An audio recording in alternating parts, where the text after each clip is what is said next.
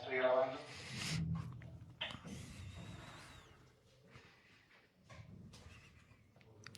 ¿Cómo están, amigos de Vinculación al Día? El día de hoy nos encontramos en un nuevo episodio y en esta oportunidad contamos con la presencia de la queridísima Verónica Silva, importante figura en la política ecuatoriana. Verónica, muy buenas tardes. Muchísimas gracias por esas generosas palabras, Leonel. Estoy muy contenta de estar aquí en la Universidad de Cuenca, en la Facultad de Filosofía y Letras. Genial, de verdad es como poner un punto claro a decir basta esa indiferencia que debemos tener pues los sectores académicos, la docencia y pues eso, decir que lo apolítico sí no puede entrar en los sectores universitarios. Así que muy contenta de estar aquí. Igualmente nosotros muy contentos de tenerla aquí con nosotros y me gustaría aperturar este diálogo para que nos cuente un poco sobre usted. ¿Quién es Verónica Silva? Para que los estudiantes, las personas que nos ven, lo conozcan un poco hacia usted. Bueno, muchas gracias por esa pregunta. Bueno, yo soy ¿qué puedo decir? Yo soy una apasionada, ¿no? Por mi país. Creo que mi vida se ha caracterizado desde muy joven por estar cercana a las luchas sociales. Muy jovencita yo hacía misiones, estuve ligada bueno, mi colegio era de monjitas, después estudié en la Universidad Católica.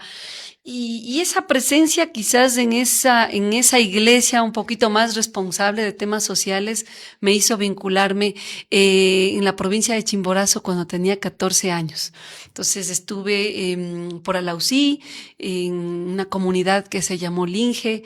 Una vez estuve más de un mes, que creo fue el tiempo en que más me impactó esa realidad tan dura que viven nuestros campesinos, principalmente, ¿no? Que una comunidad que vivía en esa época solo de sembrar frijol y que era muy difícil para ellos sacar el frijol porque no tenían ni siquiera una carretera de segundo nivel, vamos a decir. Todo era bajarlo con animales, ¿no? Con burros, a veces se usaban, pues sí, principalmente burros, imagínate, en esa época. Ya estamos hablando varios años atrás, ¿no? Más de 20 años. Pero lo que quiero decir es que ese impacto, que yo creo que hoy muchas veces esta nueva juventud a veces lo deja de lado, ¿no es cierto? Este vincularnos con la realidad de nuestro país, pues obviamente nos da perspectivas de qué rutas tomar, ¿no? Y a mí quizás esa experiencia tan fuerte me hizo estudiar sociología. Yo soy socióloga de carrera y la sociología también me permitió darle más sentido, darle quizás un poco más de teoría a ese inconformismo que ya uno puede ver cuando tienes esa relación directa, ¿no? Con la crisis del país. Posteriormente tuve la oportunidad de salir del país, sí, continué mis estudios en la Universidad Nacional Autónoma de México, donde también fui profesora de la UNAM. Y posteriormente hice un doctorado, y en este doctorado hice una estancia de investigación en Michigan, en Estados Unidos. Y bueno, combiné un poco el tema académico, pero nunca desconectándome del tema político, ¿no? Creo que los últimos 20 años de mi vida han estado más ligados a la vida universitaria. Pero pues bueno, hoy como tú de verdad de manera generosa lo decías, tratar también de ser una voz en mi país y decir que es posible, ¿no es cierto?, desde la propuesta, desde un programa claro, pensar que sí hay salidas, ¿sí? Que es lo que hoy no nos está mostrando el gobierno nacional. Y justamente hablaba del tema de vincular la realidad, de que quizás los jóvenes no están tan vinculados a la realidad actual del Ecuador, por lo que me gustaría preguntarle para contextualizarnos un poco, ¿en qué momento nos encontramos en Ecuador? ¿En qué contexto estamos actualmente los ecuatorianos? Bueno, yo creo que hay que señalar que sin duda estamos viviendo una crisis, sí, muy fuerte y que nos quieren hacer ver que es solo una crisis coyuntural, ¿no? Que la presencia del narcotráfico, que este incremento de la violencia, que es cierta y que nos preocupa a los ecuatorianos, pero que es una crisis que tiene una profunda vinculación con el régimen político oligárquico que hoy se vive en el Ecuador. ¿Sí? La oligarquía es quizás una de las formaciones menos deseables en el mundo capitalista. O sea, el mismo capitalismo ha rechazado estos monopolios que viven de la especulación, que viven del rentismo, porque este tipo de capitales no producen. Es capital ocioso, ¿sí? Es un capital que prácticamente vive, pues, del capital usurero. ¿sí? Ojo con eso. Por eso, ya en el siglo XIX, las oligarquías europeas prácticamente fueron eliminadas, ¿sí? Y es más, fueron puestas de lado del poder político, o sea, no entran al poder político, ¿sí? Entonces uno hay que decir, ¿qué pasó en América Latina? Y bueno, y aquí hicimos una lucha importante, por ejemplo, países como Brasil, Argentina, ¿no? Mismo México, incluso los chilenos, ¿no? Con toda su historia también de represión, pero por lo menos lograron poner representantes, ¿sí? Sería imposible, por ejemplo, que en México un señor como Carlos Slim llegue a ser presidente de la República. O sea, que el hombre más rico, ¿sí? Y que vive, por ejemplo, de haberse apropiado de las telefónicas mexicanas, como es Telmex, se convierte en presidente. No, eso no va a pasar en ese país. ¿Por qué sí pasa en el Ecuador? ¿Por qué aquí el Grupo Noboa, que es uno de los grupos rentistas más grandes que tiene el país, llegó a ser presidente de la República? Ese conflicto de intereses es lo que hoy está provocando esa crisis estructural que vivimos los ecuatorianos. Porque es obvio, cuando estos grupos que tendrían que, pues, hacer dinero, está bien, hagan dinero, sí, pues es un derecho que pueden tener, pero cuando es ese mismo grupo el que controla, por ejemplo, el servicio de rentas internas, sí, que sería, pues, una institución que recauda los impuestos, pero con este tipo de personajes que hacen, te imponen y te dicen, no, me quitas esa glosa que yo tengo, ¿sí? Yo ya no debo más y pues nada más, o sea, el SRI como son, parece ser trabajadores en ese sentido hacendario, ¿no es cierto? Pues tienen que asumir esas órdenes, imagínense, yendo totalmente contra la ley. ¿Y qué es lo que ha pasado? Que pues se han eliminado impuestos importantes que debería ir, recursos importantes que deberían ir para las arcas fiscales. Pero no solo la familia Noboa. Esta es una práctica que viene incluso con fuerza desde el gobierno de Lazo, otro representante de otro de los grupos oligárquicos de este país, que prácticamente son banqueros, muchos de ellos, ¿no? O sea, ligados al capital financiero, especulativo, que no producen, que no les interesa generar industria, que no les interesa, por ejemplo, invertir en una producción que nos dé trabajo, que nos dé, pues, mejores calidades de vida. Vayan a ver cómo vive la gente ligada a las bananeras o ligada a los productos de exportación. O sea, son unas pobrezas infinitas, ¿sí? Y lo único que tienen desarrollado es la avenida, ¿no es cierto?, la gran carretera que te lleva al puerto. Por eso no les interesa combatir al narcotráfico, porque estas economías especulativas, estas economías rentistas, pues es lo mismo que hace la economía narcotraficante, ¿sí? Es más, usan el mismo enramado, ¿no es cierto? El mismo tramado infraestructural, es lo mismo. Tal es así que la droga sale en cajas de banano, ¿sí? Entonces, ojo con eso, aquí tenemos un serio problema. Es decir, como si tuviéramos un partido de fútbol, ¿verdad? Y el árbitro es el mismo que es el dueño del partido. Eso no puede ser, y menos en un país que se dice democrático. El árbitro tiene que ser árbitro, y el dueño del partido, pues como ustedes saben, ¿no? Como todo dueño de partido, dedícate a ser el dueño del partido, promueve al equipo, haz plata con tu equipo, pero no te metas a ser árbitro, porque dañarías la partida. Y eso es lo que está pasando en nuestro país. Están acabando con nuestro Ecuador. Es muy interesante que en su discurso menciona con una constante el tema de la oligarquía. Tal vez para el público, para los jóvenes que nos ven, que quizás se están adentrando en este mundo político, ¿cómo definiría usted la oligarquía? Y si bien ya nos ha dado ejemplos de cómo esto está afectando al Ecuador, ¿cómo podrá afectarlo a largo plazo, sobre todo a los jóvenes que apenas están introduciéndose en este mundo?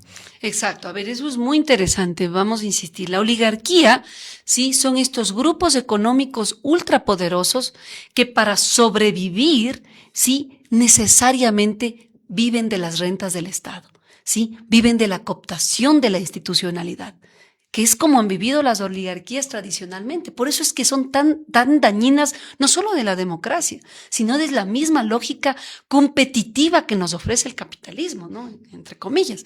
Entonces, por eso es que las oligarquías no pueden estar cercanos de la política, ¿sí? Hay que quitarles el poder político. Y esto es normal. Insisto, hagan dinero, pero no se metan a administrar el gobierno, porque es un desastre lo que se tiene. Y ojo, las oligarquías no son empresarios, ¿sí? El empresario invierte, el empresario arriesga, el empresario genera empleo. estos personajes, pues a ver cuáles son los empleos que nos están generando. Sí, lo que ha hecho incluso Noboa, sí, en tan poco tiempo ha despedido más, no sé, de 6,000 servidores públicos, achicando aún más el servicio que deberíamos tener de calidad en el Estado ecuatoriano. Sí, porque siempre vienen a decirnos estos personajes que el problema es el Estado grande, ¿no es cierto? Este Estado obeso. Es mentira. Vayan a ver cómo funciona el Estado en Norteamérica, ¿no? En Estados Unidos, o los estados europeos. Son estados fuertes, estados poderosos, donde buena parte de los servidores públicos, sí, pues tienen buenas condiciones de vida. Y eso es lo que deberíamos tener aquí. No hay que tenerle miedo al servicio. Lo que hay que tenerle miedo es a la corrupción, ¿sí? Y eso es otra cosa. Corrupción que el gobierno hoy, sí, y estos grupos nunca quieren atacar porque es precisamente de lo que viven. Así que la oligarquía, ¿por qué son grupos tan malignos para la democracia? Porque son rentistas, sí, porque viven de la especulación, porque viven precisamente de violar las constituciones, porque cuando entran al poder, lo primero que hacen es negocio para su patrimonio, para su familia. Y les voy a poner pocos ejemplos, porque podríamos alargarnos, hacer todo un programa. ¿Qué hizo Daniel Noboa apenas entró al gobierno? Intentó expropiar a comuneros, ¿sí? De la comunidad de Olón, en Santa Elena. ¿Para qué? Para que esas tierras protegidas, tierras de manglares, sean pues tierra ahora sí fértil para su señora esposa, e inmediatamente hacer construcciones, hoteles en nombre de la familia Noboa. Eso es de verdad, es una sinvergüencería, ¿no? 1. 2. En plena crisis energética, cuando los ecuatorianos rogábamos para que no nos pongan 12, 13, hasta 15 horas sin luz eléctrica, ¿qué hizo este señor? Usando plata pública, fue a traer generadores, ¿no es cierto?, carísimos, que no sacaban, como dicen, pero ni una chispa. 150 millones de dólares, no, 1.500, ¿sí? millones de dólares ahí. Pues, ¿dónde está ese dinero? ¿Dónde está ese dinero? Caso Progen. Ahora veamos los contratos millonarios.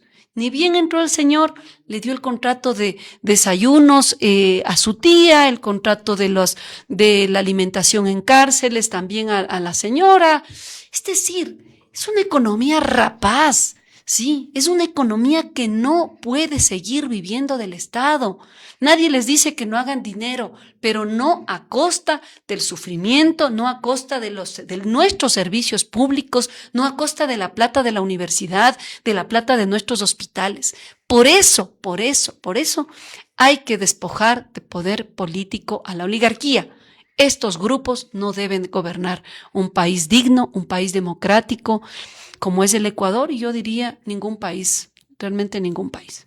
Y justamente como suele pasar en cualquier contexto social, frente a estas problemáticas, especialmente en la narrativa que se ha ido generando con este gobierno, hay resistencias, hay personas que se levantan para luchar en contra de estas injusticias, de esta corrupción que usted ha mencionado. Cuenca es ejemplo de ello. Hace poco pues tuvieron un levantamiento en protección del agua, pero sin embargo parece que el gobierno no está haciendo la voz o los oídos para el pueblo, no están haciendo o no están escuchando lo que dice la gente sigue levantándose, el paro por ejemplo continúa, no se ha terminado, pero el gobierno parece no tomar acción. ¿Qué se puede hacer como ciudadanía para que ser escuchados y obviamente tampoco rayar en quizás la violencia extrema, pero que nos escuchen, porque parece que el gobierno simplemente no quiere hacer caso? Bueno, primero decirle al gobierno nacional que si no quiere escuchar, pues entonces no está preparado para gobernar. Es así. Este país superó ya esa década tan oscura, ¿no es cierto?, donde la barbarie reinaba. Pues, o sea, aquí hemos ya llegado a superar, ¿no es cierto?, esas condiciones donde era el balazo, donde era la imposición, donde eran las desapariciones forzadas, las que eran como esos mecanismos, ¿no es cierto?, de miedo, de atemorizar a la población. A eso no queremos regresar. Y no vamos a regresar. Así que si el gobierno no está dispuesto a dialogar, pues lo que nos está diciendo es que no es una persona preparada para estar al frente de un país democrático como es el Ecuador. Y la historia de nuestro país ha sido muy, muy clara con este tipo de personajes. ¿Qué pasó con Yamil Maguad cuando también impuso una medida injusta como fue en esos momentos? Pues hacer todo un congelamiento de los miles y de millones de dólares de los ahorros de los ecuatorianos, de los ahorros, sí, de miles de jubilados, ¿sí? Se robaron ese dinero, ¿sí? Una medida durísima para este país. ¿Pero qué le ocurrió a ese presidente? Pues lo derrocaron, ¿sí? ¿Qué pasó con otro presidente? Lucio Gutiérrez, que tampoco quiso negociar, también se quiso tomar las Cortes de Justicia, ¿no? El caso Pichicortes y todo eso. ¿Qué pasó? También cayó, ¿sí? Así que yo le digo, ponga las barbas en remojo, señor Noboa. Nos encantaría que usted termine su gobierno. Es más, por el bien del país, tendría que terminar su gobierno, pero en favor de los ecuatorianos, no en favor de su patrimonio. Así que yo lo que digo es, tiene que cambiar de rumbo, tiene que sentarse a negociar, llame a una gran mesa de diálogo con empresarios de verdad, con productores. Están siendo muy afectados, ¿sí? Con alcaldes, con prefectos, que le cuenten ellos la realidad, no que tenga que imponerles con chantajes un apoyo ficticio que hoy usted está obligando a los alcaldes, ¿sí? Lamentablemente, medidas tan arbitrarias, tan absurdas, como por ejemplo quitarles, ¿sí? La posibilidad de recoger un impuesto que vamos a decir tampoco es un impuesto millonario a la recolección de las basuras, pero que con eso le ayudan al municipio a que haga su trabajo. ¿Y cuál es la reacción del gobierno? Como no logra tener, ¿no es cierto?, ese apoyo directo de todos los alcaldes, pues dice, pues voy a castigar a los gobiernos locales. Como si les estaría castigando a los alcaldes, nos está castigando a todo el pueblo ecuatoriano. Miren lo que hoy mismo ocurre en Cuenca. Miles de personas perderían su trabajo. Sí, porque la pobreza, lamentablemente, y es triste decirlo, hace que mucha gente pues se gane la vida recogiendo basura. Pero hoy creo que el contrato es hasta octubre porque como ya no se va a tener el dinero para poder pagarlos, no se va a poder dar un servicio digno de recolección de basura. ¿Y por qué? Porque este fue un acuerdo, a los amigos, amigas que nos escuchan, que se hace en todo tipo de país, ¿no? A veces el gobierno local no tiene la suficiente infraestructura para, por ejemplo, cobrar un impuesto. ¿Y qué se hacía? El impuesto de la basura que tiene que cobrarlo el municipio, pues se liga, por ejemplo, a la planilla de luz, que tiene una mayor cobertura, ¿no? Porque la luz, obviamente tenemos la gran mayoría de ecuatorianos, ¿sí? Pero ¿qué hace el gobierno? ¿Sí? De una forma maliciosa, de una forma con desprecio, ¿no? A la forma como se debería gobernar, a la política pública. Pues les quita esa posibilidad y ahora pues les deja en una grave crisis no solo al gobierno local, sino a los ecuatorianos. Así que contra eso, ¿sí? Contra eso es lo que nosotros hoy debemos reaccionar. Y obviamente, pues digo, poniendo en escenario qué es lo que está ocurriendo con ciudades como Cuenca, que yo creo que se han convertido en ese hito democrático de decirle hoy es no. ¿Sí? No es no. Y no quizás a la figura de Daniel Noboa, que yo digo, bueno, es un muchacho joven que quizás tenga ilusión de gobernar un país, y está bien, creo que puede ser una ilusión justa, pero lo que es injusto es que usted use ese poder, ¿sí? Y esa oportunidad grandiosa que le ha dado la vida para seguir enriqueciéndose y para ejercer dolor, desempleo, para ejercer muerte en nuestro país. Y a eso le vamos a decir no este 16 de noviembre. Sí, vamos a repetir el 16 de septiembre que ya los cuencanos le dijeron en alta y en viva voz no al presidente Noboa, no a él como figura, pero no a su política de guerra, a su política de inseguridad, a su política de desempleo, a su política corrupta. A eso le vamos a decir no. Y este 16 de noviembre vamos a tomar esa posta que nos han dado los cuencanos y hoy será el Ecuador entero el que le digamos no es no. Justamente en este panorama político, en este caos mediático, pues surge el tema de la consulta popular del presidente de la República, y en estas preguntas pues está la reformulación de la constituyente. ¿Cómo se puede interpretar esa parte, una nueva constituyente, y cómo puede repercutir a largo plazo al país? Miren, yo tengo una tesis de licenciatura con la que me gradué en México, porque me tocó volver a estudiar. Yo tengo 2 licenciaturas, una aquí y otra ya que hice ciencia política. Y me gradué con una tesis que se llamó La eterna refundación del Estado ecuatoriano. Entonces yo explicaba en esa tesis por qué esta necesidad de refundarnos siempre, ¿no? O sea, tenemos más de 20 constituciones en este país y ahora quieren hacer la 21, ¿no? Entonces, lo que yo decía es que, claro, hay una imposibilidad de las élites o en ese momento, pues también de las oligarquías, de apropiarse totalmente del Estado, ¿sí? Y lo intentaron hacer con la Constitución de 1998. La Constitución de 1998, ojo, fue la Constitución que permitió el feriado bancario, que permitió incluso créditos vinculados sin que tengas ningún problema ante la ley entre la banca, sí, y el Estado, que fue lo que originó posteriormente pues esta gran crisis que nos llevó a la dolarización. Esa misma Constitución pues no le daba ningún derecho a las mujeres, a los jóvenes. No teníamos ni siquiera garantizada la gratuidad de la universidad. Ojo, antes se pagaba la universidad, la universidad pública. Entonces, esta Constitución obviamente que pues no les gusta a estos personajes, ¿no? O sea, no quieren. Entonces hay que tomar en cuenta que ese antecedente hoy no lo estamos tomando en cuenta. Hoy lo que estamos viviendo los ecuatorianos es precisamente un antecedente, vamos a decir, a lo que podría ser las horas más oscuras regresando a los 80 y 90. ¿Sí? Por eso, cuando nos hablan de una nueva constituyente, uno debe decir, ¿constituyente para qué? ¿Sí? Ya tenemos una constitución que logró después de esa dura crisis de los años 80, 90, imagínense después de prácticamente tuvimos 10 presidentes, tan solo en 10 años creo que tuvimos 10 presidentes. Necesitábamos un nuevo pacto social, un nuevo acuerdo político y se logró. No gracias a un presidente, esto hay que insistir. Esa constitución no le pertenece a un gobierno y menos a un personaje de la política. No es así. Hubo más de 1,500 proyectos de ley que llegaron a esa constituyente. Más de 600,000 personas, directa o indirectamente, que se involucraron en este proceso y que permitieron, ¿no es cierto?, que pues tenga un apoyo histórico. El llamamiento a la nueva constituyente tuvo un apoyo del 85% de los ecuatorianos. Y cuando ya se logró la Constitución, para que vean que fue realmente la voluntad popular, ganó con el 68% en un referéndum.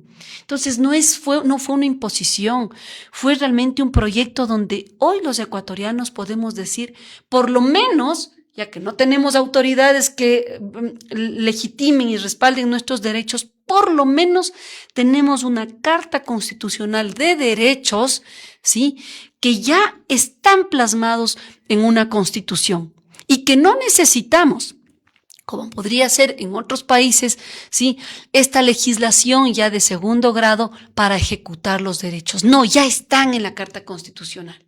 Derecho a la salud, derecho a la educación, derecho a tener mínima infraestructura para garantizar nuestra vida. Está ahí. ¿Cuál es el problema? ¿Por qué? Yo me encantaría tenerle aquí al señor Noboa y que nos explique cuál es el problema de esta Constitución. Así que amigos, amigas que nos ven, aquí no hay un problema constitucional. No necesitamos volver a refundar nuestro país. Ya lo hicimos después de una dura crisis, ¿sí?, que nos llevó prácticamente a que la cuarta parte de los ecuatorianos tengamos que salir migrando. Muchísimos, muchísimos. Entonces, yo siento que hoy hay que responsabilizarnos con lo que ya tenemos y asumir que esa Carta Constitucional puede ser esa coraza y esa única resistencia, ¿no es cierto?, jurídica con la cual podemos enfrentarnos a estos voraces grupos económicos, como los llamo y se llama en la literatura, a estas oligarquías que hoy quieren acabar y penetrar, ¿no es cierto?, de una manera brutal, sí, pues en la economía y en los recursos naturales y en la misma legislación del país. Y ante esto, entonces, podemos decir que Ecuador se encuentra en un limbo, o sea, estamos esperando, expectantes de qué va a pasar a futuro en un par de meses con el tema de la consulta popular. Estamos quizás volviendo a retroceder pasos, pero me surge la pregunta, ¿hay manera de que Ecuador vuelva a ser lo que alguna vez fue? Y si es así, ¿en base a qué o qué necesitamos para que eso pase? Bueno, primero, yo no creo que estamos en un limbo, ¿sí? Y eso hay que ser claros. Ellos nos quieren vender la idea de que esto es una crisis en la que ya no se puede salir. O sea, quieren vendernos la idea de ese miedo, de esa inseguridad y de que aquí no hay solución. O sea, quieren convencernos de eso. Y no, este es un país democrático.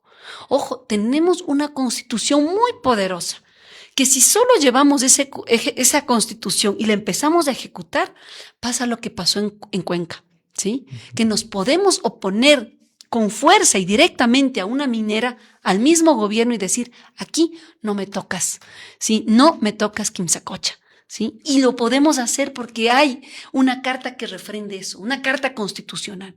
Entonces, se ven atados de manos. Así que no hay limbo, ¿eh? Aquí hay una constitución, ojo. Por eso es que es importantísimo que los jóvenes conozcan de qué va la constitución. De eso, de la defensa de derechos fundamentales, de derechos plurinacionales, de derechos a la naturaleza. Insisto, no podría ser lo que ya vivieron los cuencanos en la defensa de sus fuentes de agua si no tuviéramos esta constitución. Sí, entonces, a defender la constitución, eso es lo que hay que hacer. Dos, yo creo que es importante lo que tú dices, sí, o sea, entonces, si tenemos esto, bueno, ¿qué podemos hacer para poder retomar condiciones de vida dignas que ya vivimos en este país? Y eso es importante decirlo, porque muchos de los chicos o chicas que nos ven, muchos de ustedes quizás nacieron ya después de los años 2000, muchos hasta más tarde todavía, 2004, 2005, es decir, no son como de mi generación, un poquito más antiguitos, ¿verdad? Antiguitas, donde sí pudimos ver ese viejo país. Sí, por ejemplo, yo que vengo de una clase media, media popular, ¿no es cierto? Pero que decíamos, era imposible que nuestras familias, yo vengo de un barrio de clase media, quiteño, pero que no confiaban en la educación pública, ¿sí? No se confiaba. O sea, yo hoy me paseo por la Universidad de Cuenca y digo, qué maravilla de universidad. Y eso es lo que hay que mantener, una educación digna, de calidad. Cuando yo estudiaba, no tenías ni baños públicos en la universidad pública. ¿Sí? Cuando iban los profes, cuando no había un desprecio por lo público, al punto de que la clase media pues hacía un esfuerzo incluso a veces sobrehumano para mandar a los hijos a las escuelas privadas. ¿Qué es lo que hoy quieren volver a hacer? ¿Sí? Es lo que hoy quieren volver a hacer, desprestigiar tanto lo público para que te veas obligado a ir a lo privado, ya sea en la salud o en la educación. Entonces, cuando planteamos en opciones reales, lo que hay que hacer es ver cuál fue el pasado que tuvimos los ecuatorianos, un pasado realmente de miseria, ¿sí? Pero que hubo un convenio, vamos a decir, un contrato social entre distintos grupos, ¿sí? Y yo sí creo que en el año 2006, esto hay que decirlo, pudo surgir la posibilidad de recuperar el Estado para la gente. Que hubo errores, que quizás pudimos haber avanzado, se pudo haber avanzado mucho más. Yo no fui parte de ese gobierno, es más, ni siquiera estaba aquí en el país, pero creo que este país, el Ecuador, sí vivió una etapa donde nos dimos cuenta que el Estado sí puede trabajar para la gente, para mejorar su calidad de vida, mejorarle los hospitales, darles becas a los estudiantes, mejorar el servicio universitario, mejorar las escuelas y los colegios públicos, tener mejores carreteras, que es lo que hoy no tenemos. Critican tanto ese periodo, pero hoy no solamente que hemos retrocedido, ¿sí? Ya ni siquiera ese periodo hay. Ya no tienes ni siquiera la garantía de que si tú vas con una enfermedad al IES, el IES, siendo tú asegurado y habiendo puesto plata para tu seguro, hoy te pueda recibir, como es lo que le pasó a mi padre, ¿sí? Que siendo un afiliado de toda la vida, se tuvo que morir en la puerta del hospital, ¿sí? Andrade Marín en Quito. ¿Por qué? Mi padre es de Ambato, ¿no? Pues le dio un paro cardíaco y en el hospital de Ambato no había un desfibrilador. Y ese es el castigo que le hacen a las provincias, ese es el castigo que le hacen al sector local, a los territorios, ¿sí? Y así que si no vives en Quito, Guayaquil y Cuenca, ¿sí? Donde más o menos aún sobrevive la seguridad social, pues prácticamente estás muerto. La gente de las provincias en este país se muere porque no hay hospitales. Y a eso es lo que no queremos regresar. Pregunten pues si hay universidades de calidad en la Amazonía o hay universidades de calidad en otras partes de la costa. Sí, ni modo, te toca migrar, sí, como quizás fue tu caso, también fue mi caso. Nos toca ir, ¿no es cierto?, a las grandes ciudades. Entonces, ojo, yo creo que no hay que retornar a ese país que ya lo dejamos, que ya lo superamos, sino hay que mejorar lo que ya tuvimos. Y Lazo, el mismo Moreno, el mismo Noboa, pues no están trabajando para que esos días mejores pues podamos tenerlos y decir, aquí vamos hacia adelante, no hacia atrás. Así que la salida en este momento es plantear programas políticos claros, pero que la ruta sigue siendo la Constitución del 2008. No nos perdamos. Esa Constitución, sí, realmente tiene una claridad de por dónde debe ir el presupuesto, la educación, la salud, la investigación, sí, que sería pues importante para ir marcando ese Ecuador de derechos que ya nos garantiza la Constitución del 2008. Y finalmente, estimada Verónica, hablamos de este mensaje que se deben llevar los jóvenes y jóvenes que nos están viendo, que quizás apenas están adentrando este ámbito político. ¿Qué mensaje, qué invitación, qué reflexiones gustaría dejarles a todas las personas que nos ven? Primero, y conectando con la pregunta que tú me hacías, que sí hay salidas, ¿sí? Aquí no pensemos que no hay salidas, que tragedia, me va a tocar migrar, que es lo que siempre nos dicen, ¿no? Que fue lo que vivió mi generación. ¿Sabes qué? Este país no tiene oportunidades. Así nos decían, así crecimos. Pero ustedes ya son de una generación que sí vio un país con oportunidades, que sí vio un país donde se puede generar empleo, donde puedes tener tu pequeño comercio, tu pequeño emprendimiento. Hoy estamos volviendo a esa crisis, pues que ya incluso nos aterra salir en ciudades de la costa que tú no puedes ni siquiera llevar a pasear a tus hijos a un parque, porque tienes temor de que quizás una bala perdida, ¿no es cierto?, pues acabe con la vida de tus hijos. Eso hoy está pasando en Guayaquil. Me decían compañeros míos que viven allá que están aterrados, ¿sí? Gente que tiene que vivir prácticamente como jaulas porque tienen temor de que la violencia, el crimen organizado entre a sus casas. Así que, ¿cuáles son las soluciones? Primero, este gobierno tiene que invertir directamente en generar una economía, sí, más digna en el país. No acabar con el bolsillo y acabar con el consumo como lo están haciendo. Así que primero es bajar el IVA de ese 15% al 12, 10%. Incluso nosotros, yo lo he propuesto, bajen el IVA al 8% en restaurantes, ¿sí? En pequeños hoteles, en pequeños comercios, porque eso permite que la gente, ¿no es cierto?, pueda consumir más, que ese poquito de dinero que te quede en el bolsillo, pues le puedas comprar una leche más a tu hijo, leche que ya muchas familias no están consumiendo, ¿sí? Familias que hoy, lamentablemente, viven incluso con $1.50 al día. Esto es gravísimo.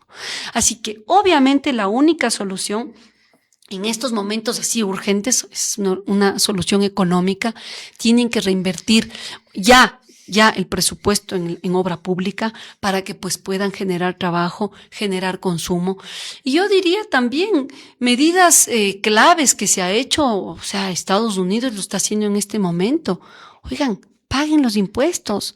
No puede ser que aquí se disculpe deudas millonarias, sí, a los grandes capitales.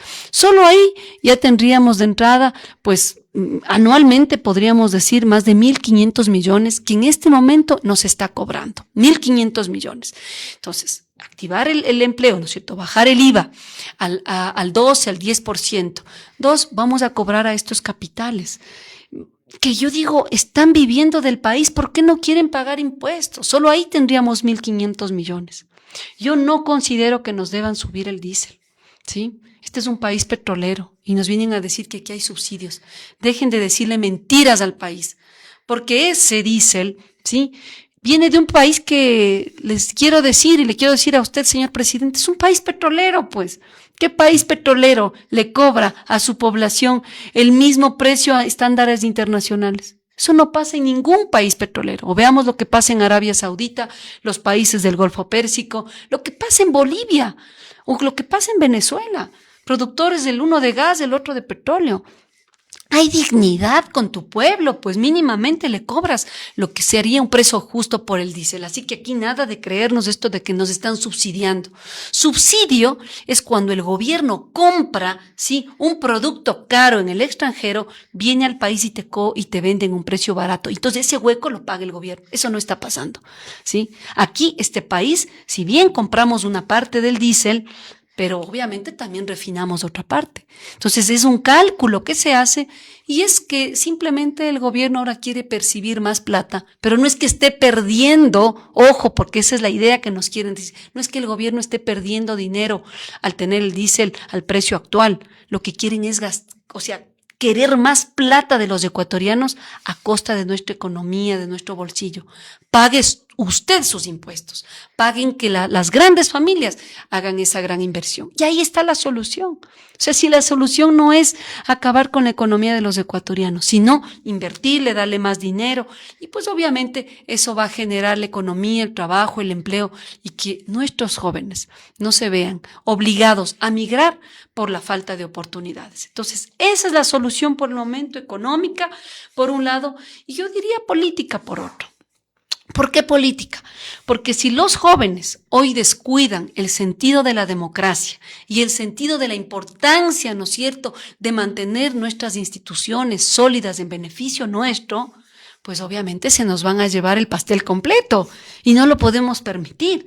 Así que por otro lado yo sí les incentivo a que estén más pendientes de la organización, de la política, de si pueden pues participar en alguna actividad que les conecte con el país y que no nos vean a los jóvenes como dicen, pues que solo les interesan las redes, el TikTok. Yo creo que aquí hay jóvenes muy valiosos y más cuando son jóvenes educados, ¿no? Que tienen esas posibilidades, no podemos desperdiciarnos en no tener activa nuestra presencia en defensa del país. Sin duda son temas y tópicos que nos llevan a la reflexión y que esperamos y estamos seguros de que los jóvenes que nos están viendo van a retumbar en sus mentes y van a llevarse ese mensaje consigo. Estimada Verónica, muchísimas gracias por acompañarnos, por esas palabras, por ese incentivo y motivación al resto de estudiantes, a las personas que nos ven. Esperamos que no sea su última vez aquí con nosotros. No, a ti muchas gracias, Leonel, y gracias a los amigos, amigas de la Universidad de Cuenca. Un abrazo y yo contenta de estar en un espacio que le dice no a la indiferencia, que le dice no a las medias tintas, ¿sí? Que le dice no a esa destrucción de nuestro país. Y eso es lo que tiene que hacer la academia, la universidad, la docencia, estar del lado de la gente. Así que muchas gracias y ojalá pues que también podamos estar en una próxima oportunidad. Gracias. Muchísimas gracias y a ustedes amigos, muchísimas gracias. Nos vemos en un próximo episodio. Listo. Muchísimas gracias.